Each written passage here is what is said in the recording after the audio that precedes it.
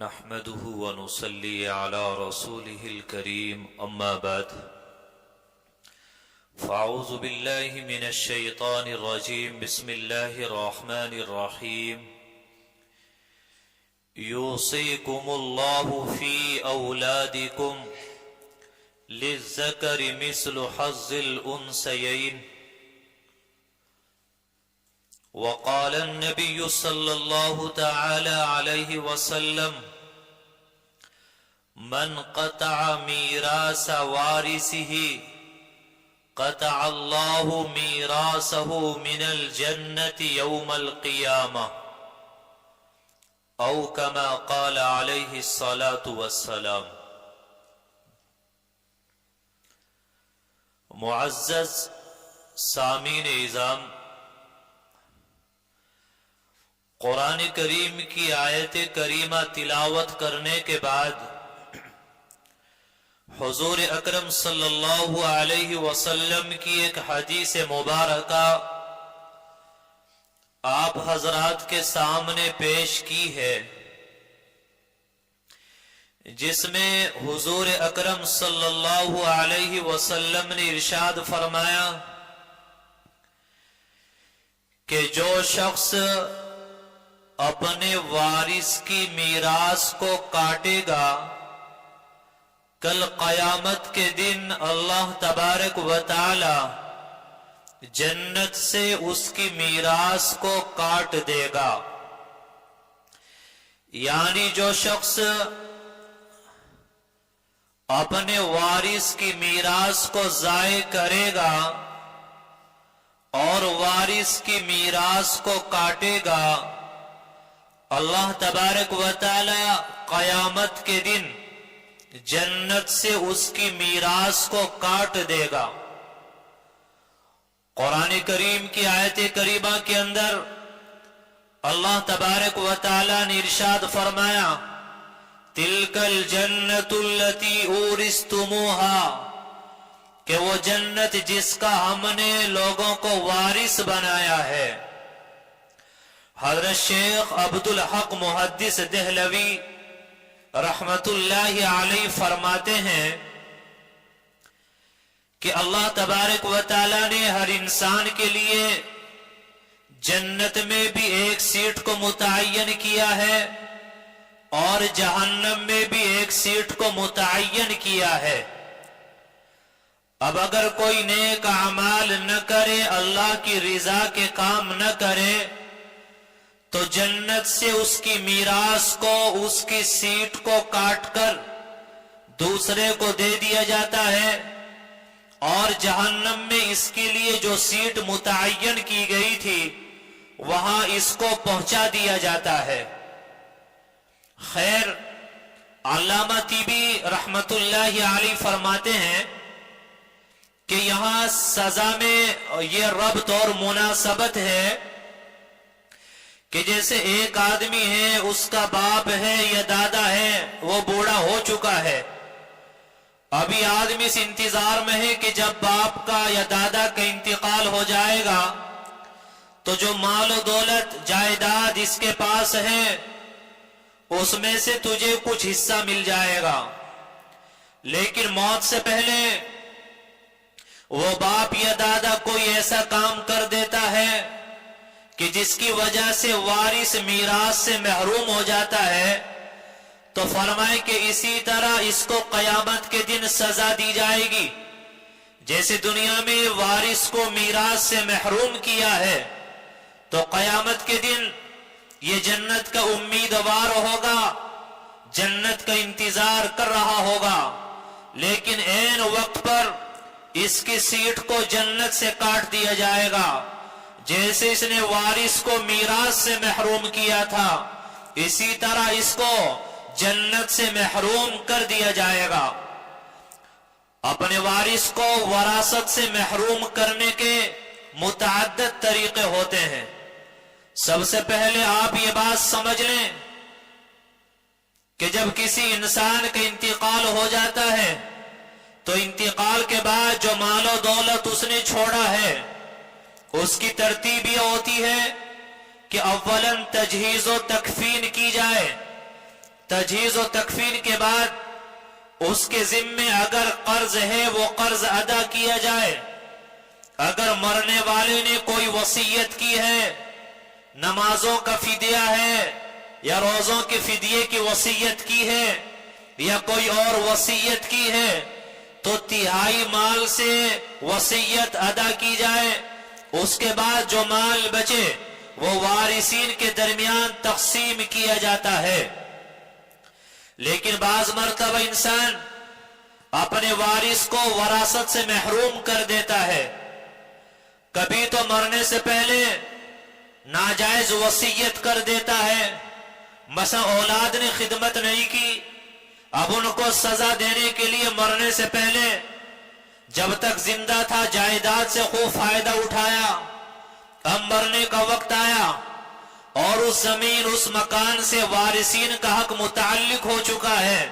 اب کہتا ہے کہ اتنی زمین فلاں مدرسے میں دے دی جائے اور اتنی زمین فلاں مسجد میں دے دی جائے، اور ناجائز وصیت کر کے وارثین کو میراث کے حق سے محروم کرنا چاہتا ہے.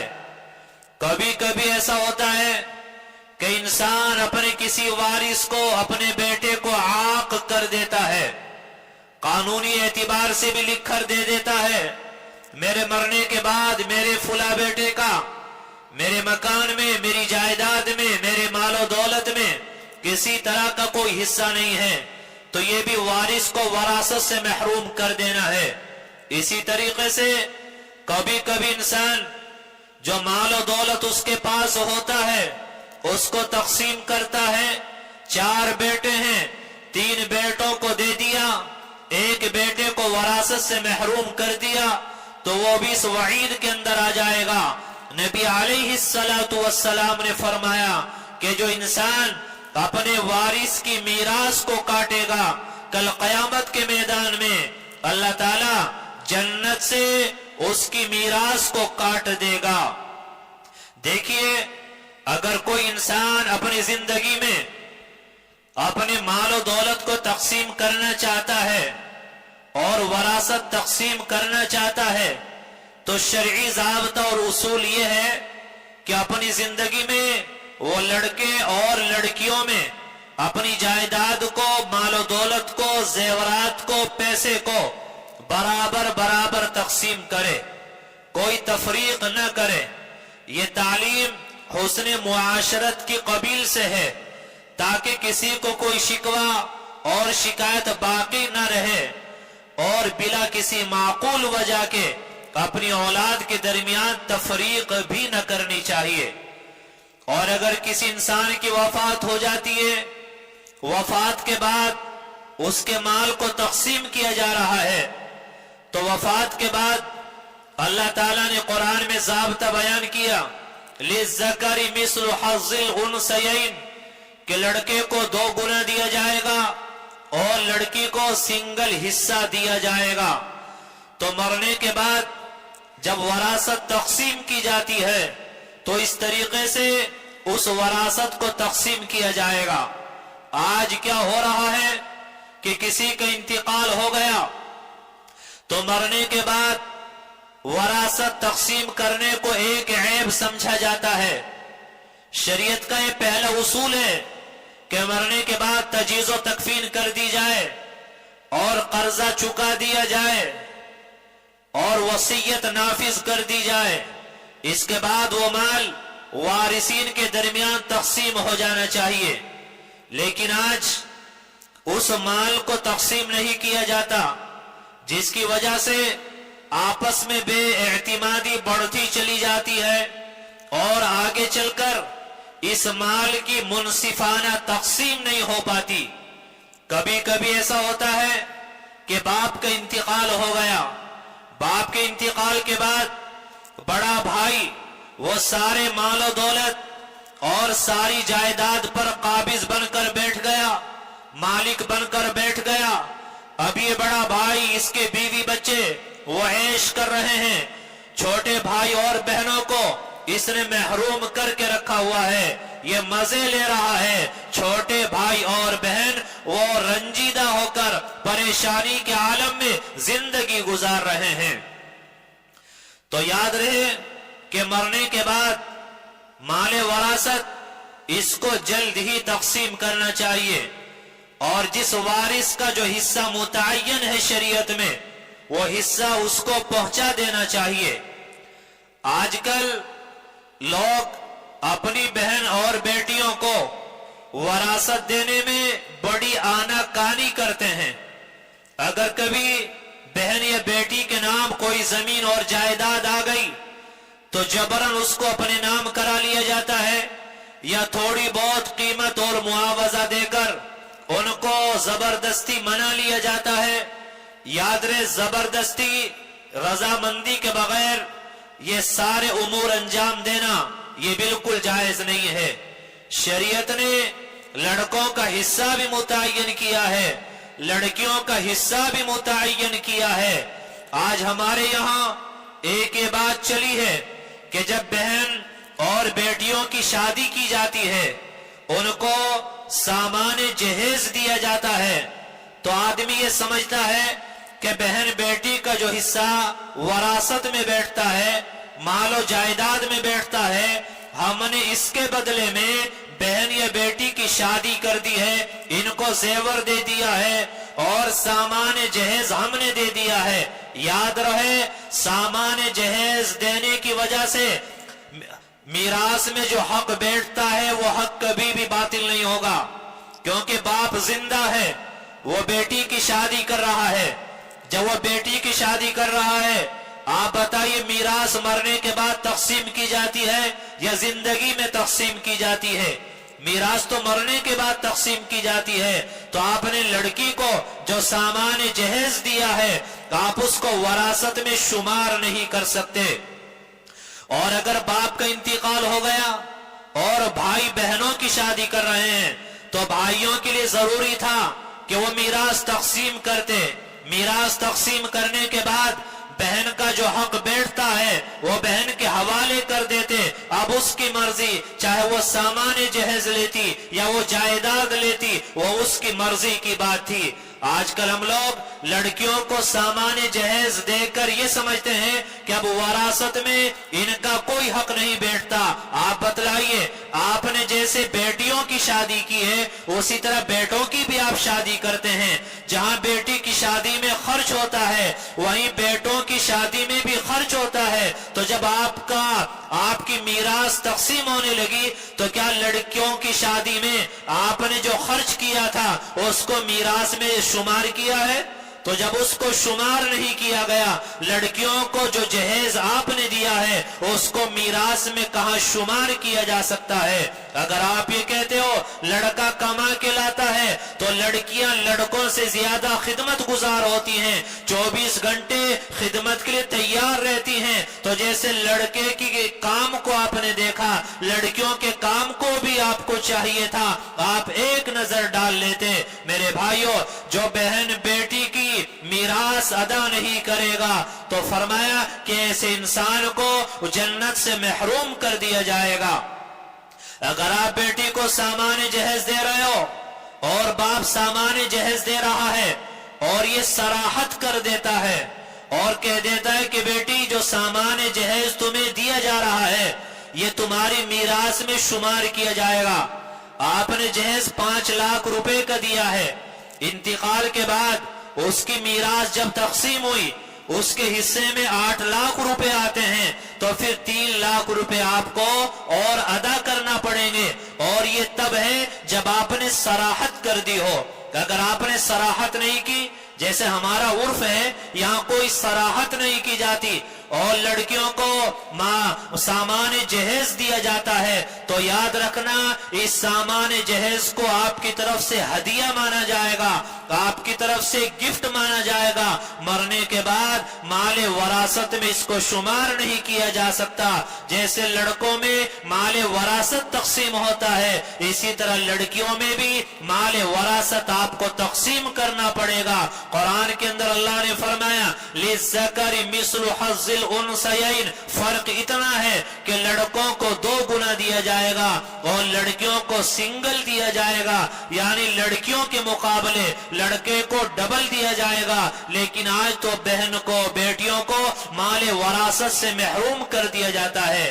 आज बहन बेटी का हक सिर्फ इतना माना जाता है कि बाप ने जायदाद छोड़ी, प्रॉपर्टी छोड़ी, अब बस बहन बेटी का हक ये है कि 2-4 महीने में आ जाना, एक टाइम का खाना खाकर चली जाना, एक आध जोड़ा हम तुम्हें दे देंगे, ये तुम्हारा हक मीरास है।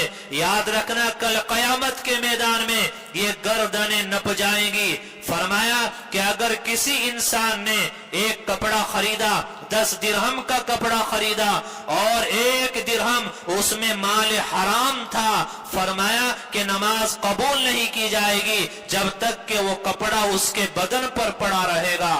आज हम कितनों के हुकूक दबाए हुए हैं। बाज लोग ये समझते हैं कि लड़कियों का जो हिस्सा होता है वो सिर्फ रूपों में होता है, जेवरात में होता है, बर्तनों में होता है। याद रखना कि बाप की हर चीज में और माँ की हर चीज में जैसे लड़कों का हिस्सा होता है, उसी तरह लड़कियों का हिस्सा भी मुतय्यन होता है। आपके पास जमीन है, आपके पास मकान है, आपके पास प्लॉट है, आपके पास जेवरात हैं, आपके पास नकदी रुपया है, तो इन तमाम तर चीजों में जैसे लड़कों का हिस्सा लगेगा, उसी तरह लड़कियों का हिस्सा भी बराबर इसी तरह आपको लगाना पड़ेगा। अल्लाह ने कुरान में फरमाया, या अय्युहल्लज़ीना आमनू ला तअकुलू अमवालकुम बैनकुम बिल बातिल, ये ईमान वालो बातिल तरीके से किसी के माल को न खाओ, किसी का हक न दबाओ और किसी पर जुल्म न करो। आज बहन बेटियों पर ये जुल्म किया जा रहा है कि रमजान का महीना आया, 2-3 हजार रुपए ईदी के नाम पर भेज दिए और बहन आई, नाक चढ़ाकर उसको खाना खिला दिया और समझते हैं कि हमने बहन बेटी का हक अदा कर दिया। हमसे ज्यादा बहन और बेटी से मोहब्बत करने वाला कोई नहीं। अरे उसकी जमीन कब्जा तुम बैठे हो, मकान में उसका हिस्सा तुमने नाजायज उस पर कब्जा किया हुआ है, जेवरात में उसका हिस्सा तुमने उस पर नाजायज कब्जा किया हुआ है, फिर काहे का एहसान जता रहे हो। याद रखना, चाहे जायदाद मनकूला हो या गैर मनकूला, मकान हो, जमीन जायदाद हो या प्लॉट हो, हर चीज के अंदर जैसे लड़कों का हिस्सा मुतय्यन होता है, उसी तरह शरीयत ने लड़कियों का हिस्सा भी मुतय्यन किया है। और जो किसी का हक दबाएगा तो याद रखना 1 दिरहम के बदले 700 ऐसी नमाजें देना पड़ेंगी जो अल्लाह के यहाँ मकबूल हो चुकी होंगी। आज तो बहन बेटी को एक वक्त का खाना खिलाकर एहसान जता देते हैं। उनके हक को दबाया, उनके माल को दबाया, उनके मकान पर हमारा कब्जा, जायदाद पर हमारा कब्जा। और शैतान ने धोखा दे दिया बेटी की शादी की। क्या बेटे की शादी नहीं की? जब बेटे की शादी में पैसा लगाया, उसको मीरास क्यों दी? अगर आप उसको मीरास दे रहे हैं तो बेटी का भी हक मीरास बैठता है, जिसको आज महरूम कर दिया जाता है। हमें होश के नाखून ले लेना चाहिए। आजकल उलमा ने भी इन मसाइल को बयान करना छोड़ दिया और आवाम ने भी कतअन इन पर अमल करना छोड़ दिया। कहते हैं खाना पूरी करने के लिए कि हमने बहन से कहा था कि अब्बू का इंतकाल हो गया, इस मकान में तुम्हारा भी हिस्सा बैठता है, तुम ले लो, कि जी बहन ने माफ कर दिया। भाई ने क्यों माफ नहीं किया? भाई जब बहन ने माफ कर दिया तो भाई ने माफ क्यों नहीं किया? भाई आपका गला पकड़कर क्यों ले रहा है? एक एक इंच जमीन, एक एक इंच मकान आपसे ले रहा है, एक एक चीज आपसे तकसीम कराई जा रही है। अरे बहन मजलूम है। बहन समझती है अगर मैंने भाई से अपना हक मांग लिया तो जिंदगी भर कलाम नहीं करेगा, जिंदगी भर मेरे यहां नहीं आएगा, मुझे एक तरफ निकाल कर फेंक देगा। उसके जहन में ये सारी बातें होती हैं, इसलिए बहन चुप होकर बैठ जाती है। ये बातें अपनी तरफ से बयान नहीं कर रहा हूं। 4 पारे के अंदर अल्लाह ने कुरान में फरमाया, यूसीकुमुल्लाहु फी औलादिकुम, अल्लाह तुम्हारी औलाद के बारे में तुम्हें हुक्म दे रहा है, लिज़्ज़करी मिस्लु हज़्ज़िल उन्सयैन, कि जितना हक के मीरास लड़की का बैठता है उसका 2 गुना लड़कों का बैठता है। तो शरीयत ने लड़कों के हिस्से मीरास को भी मुतय्यन किया है और लड़कियों के हिस्से मीरास को भी मुतय्यन किया है। आज हम बड़े बड़े हाजी हैं, नमाजी हैं और नाक पर मक्खी बैठने नहीं देते, लेकिन बहन और बेटियों पर घर घर ये क्या जुल्म किया जा रहा है और उनके हक को अदा करने के लिए कोई तैयार नहीं है। वो मजलूम है, वो मुतालबा नहीं कर सकती और हम समझे कि बाप के मरने के बाद मकान हमारा, जायदाद हमारी, दौलत हमारी। याद रखना है, बाप के इंतकाल के बाद तजीज़ और तकफीन की जाए, तजीज़ और तकफीन के बाद कर्ज अदा किया जाए। अगर बाप ने कोई वसीयत की है, बेटा मेरे जिम्मे नमाजों का फिदिया है अदा कर देना, रोजों का फिदिया है अदा कर देना, तो वसीयत को नाफिज किया जाए। उसके बाद जो बचे उसको वारिसीन के दरमियान तकसीम किया जाए। आज 99% वो लोग हैं कि पता है बाप का इंतकाल हो गया, बाप के जिम्मे कर्जा है, तो बाप के मकान के मालिक बन गए, जायदाद के मालिक बन गए, हर चीज पर कब्जा कर लिया, लेकिन बाप के जिम्मे जो कर्जा है उसको कोई अदा करने के लिए तैयार नहीं होता। कब्र में बाप को अजाब हो रहा होता है और पीछे बैठे ऐश कर रहे होते हैं। हजरत इब्ने अब्बास रजी अल्लाह तआला अन्हु की रिवायतें फरमाते हैं कि हुजूर अकरम सल्लल्लाहु अलैहि वसल्लम ने फरमाया कि उस जात की कसम जिसके कब्जे में मेरी जान है कि जो शख्स हराम लुकमा खाता है, एक हराम लुकमे की वजह से 40 दिन तक उसका कोई नेक अमल कबूल नहीं होता है।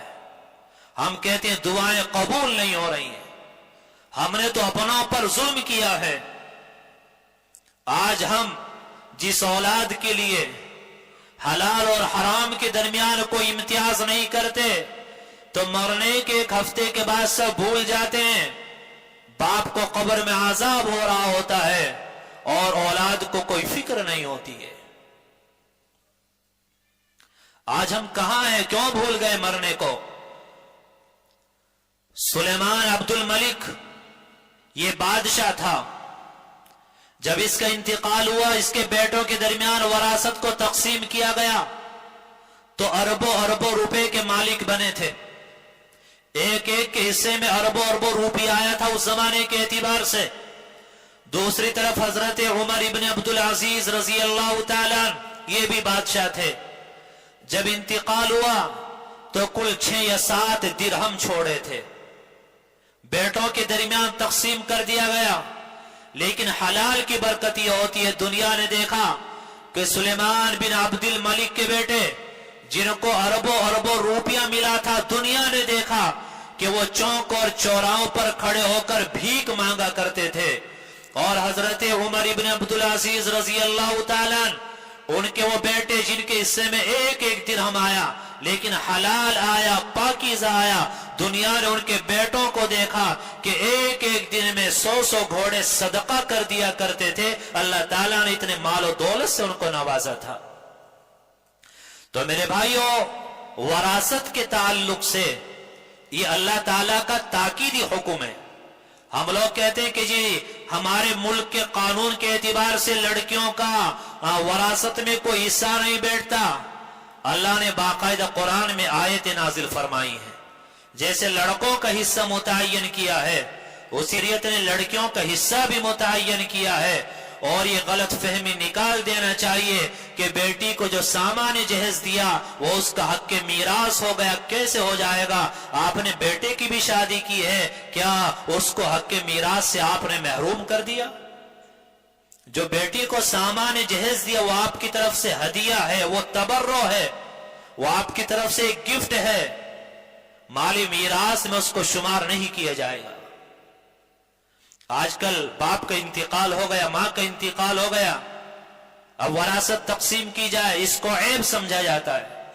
ये तो शरीयत का उसूल है कि इसको तकसीम किया जाए, बहनों का जो हिस्सा है उनको दिया जाए, लड़कों का जो हिस्सा है वो उनको दिया जाए। यही वजह है कि घरों में आपस में मोहब्बत और प्यार नहीं है। हजरत मुफ्ती सलमान मंसूर पूरी दामद बरकातुम फरमाते हैं कि हज के दौरान एक हाजी साहब से मुलाकात हुई। उन्होंने मसला मालूम किया कि हमारी 4 बहनें, जब वालिद का इंतकाल हुआ تو ہمارے پاس جو نقدی تھا، زیورات تھے، ان میں سے ہم نے بہنوں کو حصہ دیا، زمین جائیداد میں سے نہیں دیا۔ ان کو مسئلہ بتایا گیا کہ ہر چیز میں بہنوں کا حصہ بیٹھتا ہے۔ وہ گھر آئے، اپنے بھائیوں کو راضی کیا، فرماتے ہیں کہ ایک بہن کے حصے میں تقریباً 1 کروڑ روپے آئے۔ کہتے کہ ہم نے زمینوں کی شکل میں ان کا حق میراث ادا کیا۔ فرماتے ہیں کہ پہلے ہمارے گھروں میں وہ محبت اور پیار نہیں تھا، وہ برکتیں نہیں تھی، وہ چین اور سکون نہیں تھا۔ اس کے بعد جو اللہ تعالیٰ نے یہ تمام تر چیزیں ہم لوگوں کو عطا فرمائی ہیں۔ آج گھروں میں لڑائی جھگڑے کیوں ہیں؟ میں چاہتا ہوں آپ میرا حق ادا کریں، آپ چاہتے ہیں میں آپ کا حق ادا کروں، آپ کا حق ادا کرنے کے لیے میں تیار نہیں، میرا حق ادا کرنے کے لیے آپ تیار نہیں۔ آج ہمیں اپنے حقوق کی فکر ہے، دوسروں کے حقوق ادا کرنے کی ہمیں ذرہ برابر کوئی فکر نہیں ہے۔ تو میرے بھائی ان چیزوں کی طرف ہمیں توجہ کرنا چاہیے۔ ہم بہن بیٹیوں کو مالی میراث سے محروم کریں گے تو کہیں ایسا نہ ہو کہ قیامت کے دن ہم نپ جائیں، ہماری گردنیں پکڑ لی جائیں اور پھر آگے کا مسئلہ بڑا مشکل ہو جائے۔ وضاحت کے ساتھ، تفصیل کے ساتھ یہ میراث کے مسئلے کو آپ کے سامنے بیان کر دیا گیا۔ دعا کریں اللہ کہنے سننے سے زیادہ عمل کی توفیق نصیب فرمائے۔